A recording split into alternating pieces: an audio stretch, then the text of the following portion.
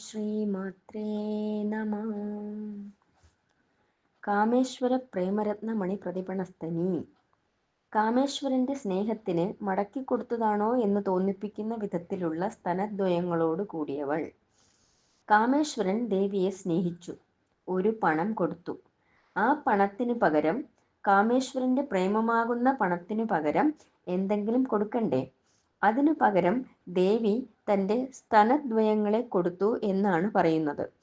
അപ്പോൾ പരമശിവൻ ഇങ്ങോട്ട് കൊടുത്തതിൻ്റെ രണ്ടിരട്ടി അങ്ങോട്ട് കൊടുത്തു.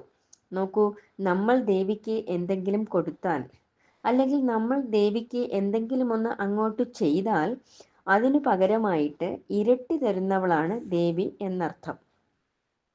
ഈ നാമം വിസ്തരിക്കുന്ന സമയത്ത് മറ്റൊരു കഥ കൂടി ഓർമ്മയിൽ വരികയാണ്. മൂകപഞ്ചശതി എന്നൊരു ഗ്രന്ഥത്തിലുള്ള കഥയാണ്. മൂകപഞ്ചശതി എന്ന് പറയുന്നത്, ഒരിക്കൽ മൂകാംബികയിൽ വെച്ച് ശങ്കരാചാര്യരുടെ അടുത്ത് മൂകനായ ഒരു ബാലൻ വന്നു എന്നാണ് പറയുന്നത്. ആ മൂകനായ ബാലന്റെ ശിരസിൽ ശങ്കരാചാര്യർ കൈവച്ചപ്പോൾ ഉടൻ ദേവിയെ സ്തുതിച്ചുകൊണ്ട് 500 ശ്ലോകങ്ങൾ എഴുതി. ആ 500 ശ്ലോകങ്ങൾ മൂകപഞ്ചശതി എന്ന പേരിൽ വിഖ്യാതമായിരിക്കുന്നു. മൂകപഞ്ചശതി എന്ന സ്തോത്രത്തിലെ ഒരു കഥ ഇങ്ങനെയാണ്. ദേവി എന്തോ ശിവനോട് ചെയ്ത കളിതമാശയുടെ പേരിൽ പ്രായശ്ചിത്തമായിട്ട് ദേവിക്ക് ശിവനെ തപസ്സു ചെയ്യേണ്ടി വന്നു. അങ്ങനെ ശിവനെ തപസ്സു ചെയ്യാൻ വേണ്ടി ഒരു ശിവലിംഗം ഉണ്ടാക്കി ഭൂമിയിൽ വന്ന് ദേവി തപസ്സു ചെയ്യുകയാണ്. ദേവി തപസ്സു ചെയ്തുകൊണ്ടിരിക്കുമ്പോൾ ശിവന് ദേവിയുടെ തപോനിഷ്ഠയെ ഒന്ന് പരിശോധിക്കണമെന്ന് തോന്നി.